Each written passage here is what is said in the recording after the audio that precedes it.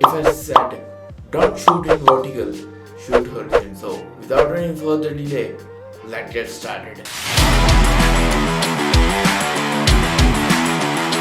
Alright, welcome back. So I'll give you only 3 reasons in this video. So इस video में मैं थोड़ा सा देने वाला हूँ आपको 3 reasons that why we will not have to shoot in vertical mode. So the reason number 1, जब भी हम लोग vertical shoot करते हैं तब हम लोग ज़्यादा से ज़्यादा डेटा lose कर देते हैं. For example, when we are shooting in vertical, तो ये वाली साइड और ये वाली साइड दोनों ही कट हो जाती हैं और हमारे जो बचता है सिर्फ और सिर्फ ये वाला फ्रेम.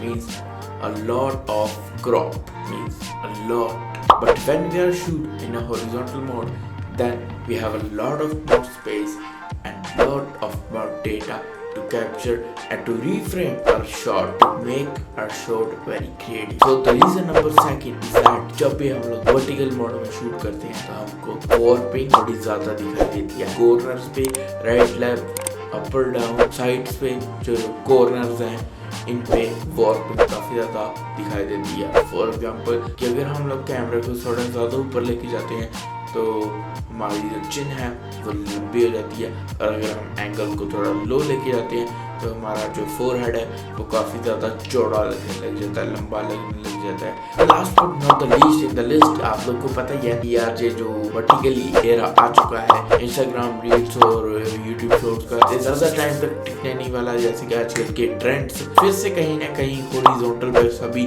शिफ्ट हो जाएंगे एज आई नो आने वाले 2-3 सालों में. फिर से अभी तो पुश में है ये दोनों ही प्लेटफॉर्म अपने वर्टिकल फॉर्मेट वाले कंटेंट को ज़्यादा पुश कर रहे हैं. But if you shoot in a horizontal then you have a data, तब आपके पास डाटा होगा कि आप कर फिर से उसको री-एडिट करके री-अपलोड कर सको और अपने कंटेंट को थ्रू कमा सको. That's it, that's for today's video.